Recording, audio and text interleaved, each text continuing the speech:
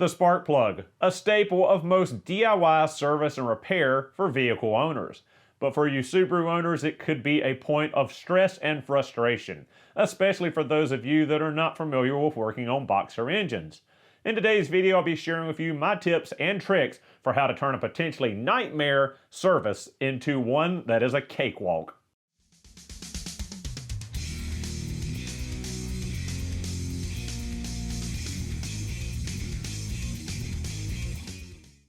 So, spark plugs, one of the most routine DIY maintenance items you can replace yourself and save yourself some money. It's right up there with oil changes and air filters. The spark plug is something that is a wear item and needs to be replaced at set intervals. And for most owners of 4-cylinder engines, V6 engines, V8 engines, it's normally a pretty simple, straightforward service. But for you Subaru owners, it's a little bit more difficult due to the configuration of the boxer engine. Because of the way that the boxer engine is laid out, you have two banks of cylinder heads, much like a V6 or V8 engine, but they are 180 degrees out from each other and very close to your frame rails. The boxer engine is set lower in the vehicle, and that normally on the dual overhead cam engines puts your spark plugs in line with your frame rails, only giving you a few inches to work with. Whereas, say, if you have a Toyota or Honda inline 4-cylinder or an inline 6 or other configuration engine, your spark plugs are normally very easy to access and right on top of the engine. So the actual replacement of the spark plug is no different than any other engine. You're removing a spark plug wire or ignition coil, putting a spark plug socket on the plug, removing it, pulling it out of the cylinder head, installing a new one, tightening it, torquing it to the correct specification, and reinstalling the spark plug wire or ignition coil on top of it. It goes the same way. It's just the location and the access to it that make it more difficult on the Subaru engine. So there's two main things when it comes to replacing the spark plugs on a Subaru that are going to hinder you or cause you frustration. And those two things are your working space, how you attack the spark plug, and your tools. The tools are one of the big handicaps or potential handicaps to getting in there and getting these replaced easily. Now, being a professional technician, I have professional technician tools, and those do cost quite a bit of money. I'm not saying in this video that you have to go out and buy some high-dollar tool truck tools to get the job done. I will be showing you what I use, which is the higher-end stuff, and I'll show you some more cost-effective tools that you can buy with Amazon links that I'll post below that will do the same thing for a third of the cost. The tools really do help you make this job easier. Always having the right tool for the job makes that job easier, and this is no exception. So the second thing I see online with regards to changing Subaru spark plugs is working space and how they attack the actual plug getting to it. So I see online people saying that they go from underneath the vehicle to replace the spark plugs, that they're not removing enough components to get to the spark plugs, or that they are removing engine mounts and lifting the engine to get the spark plugs. Now, you can lift the engine to get the spark plugs if you so desire. I have never done this. I see no point in doing it. For me, it's a waste of time. I can go ahead and get the plugs replaced in the amount of time it normally would take somebody to go through the effort to loosen the engine mounts, raise and support the engine for better clearance. It's just not necessary. Now, on the BRZ, FRS, and now GR86 chassis, Subaru's service manual does actually recommend raising the engine to access the spark plugs. But in all working practices, dealer techs and others do not even bother with raising the engine. With the correct combination of tools and plan of attack, it's not needed. It's just wasted time, and it's just going to cause more frustration and make you not want to do the job more so in the future. So one of your biggest hindrances in changing Subaru spark plugs is your ratchet. Most of you DIYers, homeowners, will have tools of this caliber. Craftsman, Harbor Freight, Stanley, something of that nature. Now, spark plug sockets are 3/8 inch drive. So these are the kinds of ratchets that you would be using on replacing the spark plugs in your car if you were doing it at home. This is a major factor in frustration in changing these spark plugs because of how massive these ratchets are and how minimal of a space you have to work with them. Let's take a two spark plug sockets really quickly. They'll be the same length. One is a 16 and one's a 14 millimeter spark plug socket. Now we're going to put it on the Stanley. This is a Stanley rotating handle, rotating head ratchet. You know, something like this, or a Craftsman, this is going to be roughly these dimensions. These are a little bit chunkier, but it's kind of for exaggeration purposes. Now let's take that and compare it to, say, what I would use, and this is a Snap-on THLLF72 that's been converted from 1/4-inch drive to 3/8-inch drive. Now, I'm not saying you have to go buy one of these, but look at the difference in space. How much space you're saving with this ratchet compared to this ratchet and getting in there in those tight quarters to change those spark plugs. Now, I'm going to show you some of these compact 3/8-inch ratchets I have. We're going to show both high-end tool truck versions, and we're going to show some that are far more affordable for you DIYers that will only use them a handful of times. So starting off with my favorites, the tool truck stuff and the more high-end stuff, we've got a Matco AFR 128 LFR. It's a 1/4-inch drive ratchet that's been converted to a 3/8-inch drive. Super long handle, locking flex head. We've got the THLLF72 Snap-on that was converted custom to a 3/8-inch drive. We've got a Snap-on THLF72 1/4-inch ratchet converted to 3/8-inch drive. We've got a Snap-on FHCN72 swivel head. We've got a Koken 2725Z160 and a 2726Z/160 flex head. These are both 3/8-inch drive and 1/4-inch body, super compact ratchets. Now, my two main recommendations for you homeowners, DIYers for a cheaper solution is the Tone RH3CH. This can be found on Amazon Prime for $52.99. It's a super compact 1/4-inch ratchet that has a 3/8 drive in it for that spark plug socket. And then even cheaper, we have an Astro 93812 that goes for about $29.99. Now, they're sold out right now on Amazon, but I have found them on eBay and other sites, and they sell for right around that $30 price tag. It does have a slightly larger head than these other ratchets, but it's still pretty compact and pretty thin compared to, say, a Craftsman 3/8-inch ratchet, or say that Stanley 3/8-inch ratchet. You're still going to save a lot of space, and it's still going to make your life a lot easier on replacing the spark plugs in your Subaru. So part one of the tool equation is the ratchet you use. Part two is the spark plug socket you use.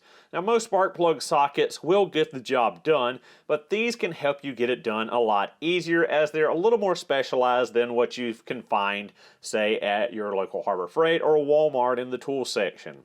So one of my all-time favorites is from Snap-on. This is the S9706 KRA. Now, most of your spark plug sockets are going to have some kind of magnetic retention or a rubber insert or a bushing in here to hold your spark plug in the socket and keep it from falling out. But this is a patented special socket. The socket flats actually taper in as you go down, so friction is actually what holds the spark plug in place. You have no magnet to worry about gathering junk in, and you have no rubber insert to worry about coming off and getting stuck in the cylinder head on the spark plug, or getting just falling out and not holding your spark plug. And with a Subaru, if that little rubber piece gets stuck on there, it is a nightmare to get out of there because of your constraints to get down around the frame rail and into the spark plug tube. Now, moving on from there, two of my new favorite spark plug sockets are these Koken Z-Series spark plug sockets. I've got both the 16 and 14 millimeter sizes. Your older Subarus will be a 16 millimeter spark plug, whereas the new F-Series engines are using 14 millimeter spark plugs.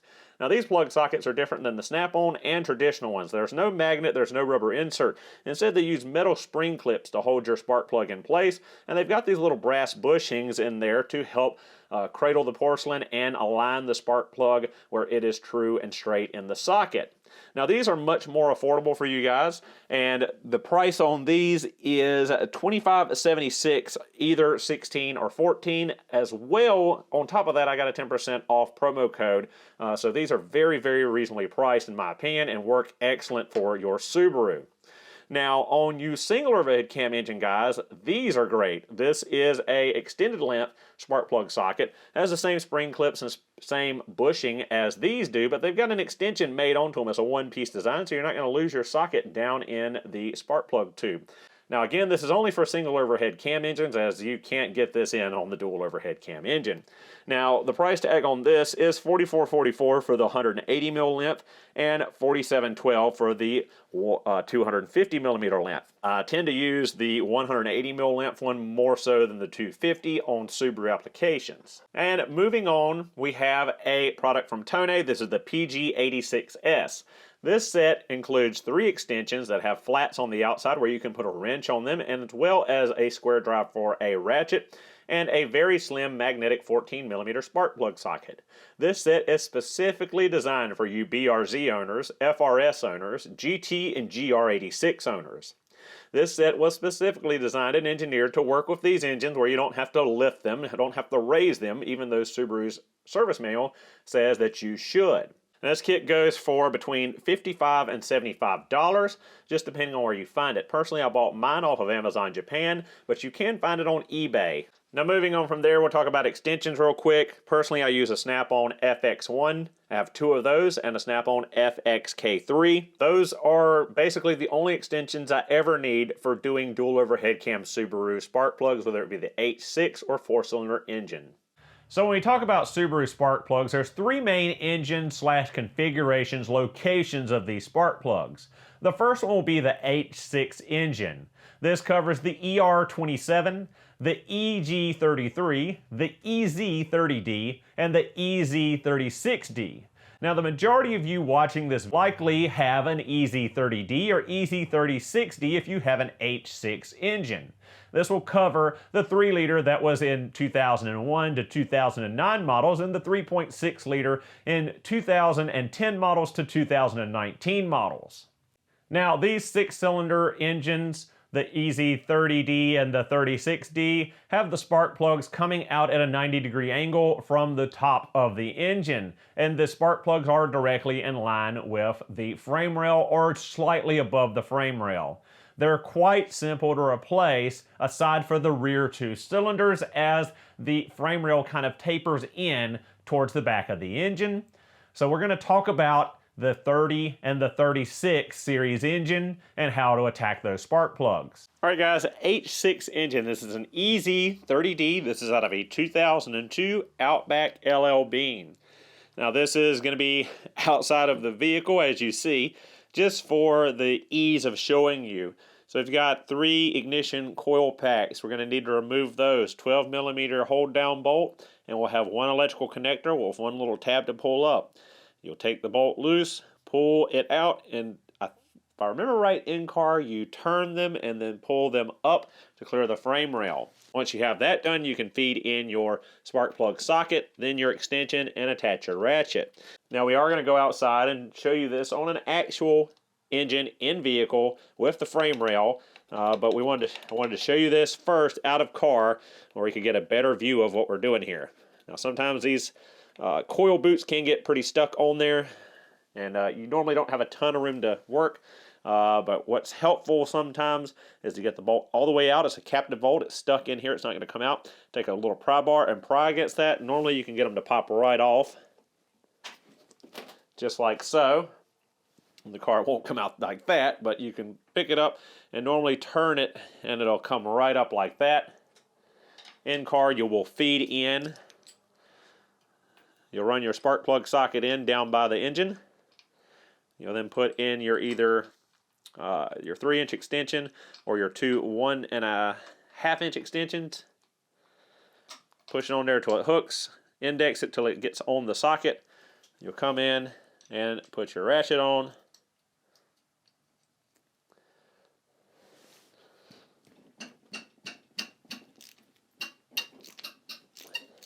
And go to town. Once you've gotten it thoroughly broken loose, remove your ratchet, spin your extension by hand until you get it fully loosened, fully removed from the cylinder head. Now this is a part where hand strength and dexterity come into play. because normally you can't get the extension and socket out as a unit other than the first spark plug right here. So you get it completely loose, you pull it out enough,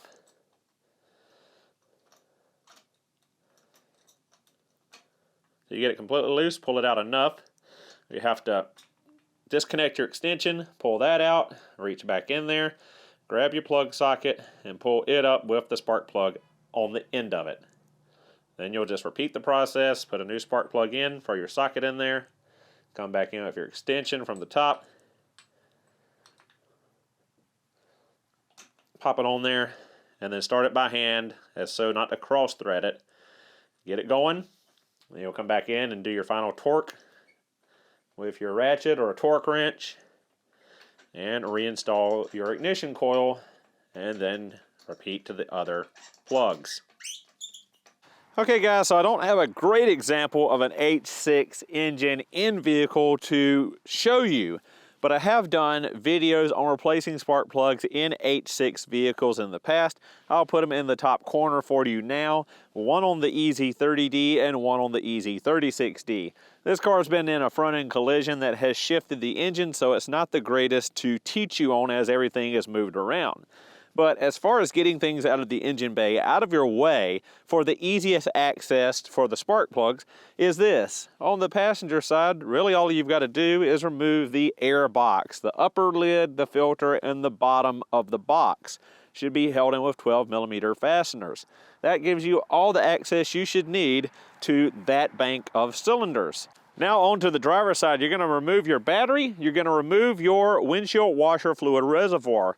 Getting those two items out of the way will give you all the access you'll need on the driver's side, easily accessible from the top side. No need to go under the car. I don't understand people going under the car, because then you've got the cross member in the way, and it seems like it'd just be more painful to go that way, and you don't have to jack up the engine to get to these spark plugs. Now moving on from the 6-cylinder engines, we're going to talk about configuration number 2, and that'll cover dual overhead cam 4-cylinder engines. Now there's a lot of dual overhead cam 4-cylinder Subaru engines. I'm not going to name them all, I'll just hit the highlights. This will cover your EJ205, your EJ207, your EJ255, your EJ257, your FA20D, your FA20F, your FB20B, your FB20D, your FB25B, your FB25D, your FA24D, and your FA24F. Yes, that is a mouthful. So these Subaru engines are 4-cylinders and they have dual overhead cams, which means again your spark plugs will be coming out 90 degrees from the top of the engine, directly in line with the frame rail or slightly above the frame rail. Now these are easier to replace because you only have 4 cylinders, 2 on each side rather than the H6, so you don't have to worry about those troublesome back 2 cylinders. You have relatively easy access to them if you remove a few components from the engine bay, and they're pretty simple to get at. So as far as access goes on dual overhead cam 4-cylinder engines, we've got a 2013 Crosstrek here. I've done a standalone video on replacing these spark plugs before, and I'll link it up here in the top corner. As far as accessibility goes, you want to remove your snorkel and your air box to access both of the plugs on the passenger side. And on the driver's side, all you got to remove is your battery.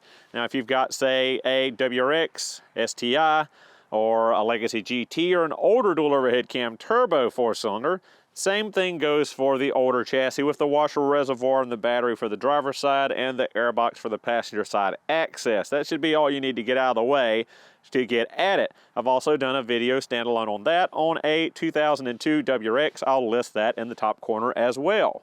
So as you see here on the passenger side, with the air box removed, we've got adequate access to both the front and rear ignition coil and easy access to change our spark plugs. Moving on from there, we have the simplest, easiest Subaru engines to replace spark plugs in, and that is configuration number 3. This is the single overhead cam 4-cylinder engines. This includes engines like the EJ18, the EJ20 non-turbo, the EJ22, and the EJ251 and 253, just to name a few. Now these spark plugs go in at a 45-degree angle from the top of the engine and are very easy to access. You have plenty of room to work with minimal movement of things in the engine bay. Those engines were found from the late 80s all the way up until the early 2010s. And pretty much the majority were this configuration, so most of you owners will fall under this configuration and have the easy one, quote unquote, to replace. So again, onto the easiest of the three, the single overhead cam 4-cylinder engine. Now on this, that's all the others. You want to remove your battery and your air box, and that basically gives you all the room you could ask for. But again, the fact that these spark plugs come up at a 45-degree angle rather than a 90-degree angle from center line up makes them a lot easier to access, and you can pretty much get to it without any specialized tools. All right guys, check it out. Once we've got the air box removed here on the passenger side, we have all the room in the world to get at these spark plugs. Yes, it's a little frustrating having to remove an air box or having to remove a battery to change your spark plugs, but it's not the end of the world, guys. There are, believe me, vehicles out there that are much more aggravating to do something as simple as replace a spark plug on. This is very simple.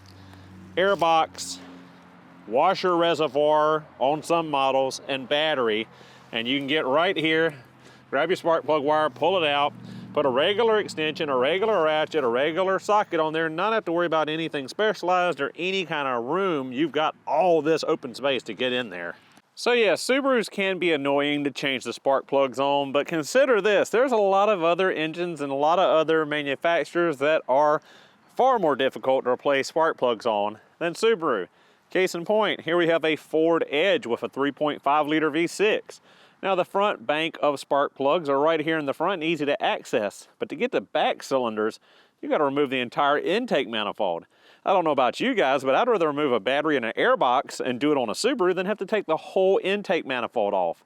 And speaking about difficult and on the subject of Ford, if you've never replaced the spark plugs in a Triton V8 and had them break off into 3 individual pieces and had to use a $200 extractor tool to get said spark plugs out, please don't talk about how difficult Subaru spark plugs are.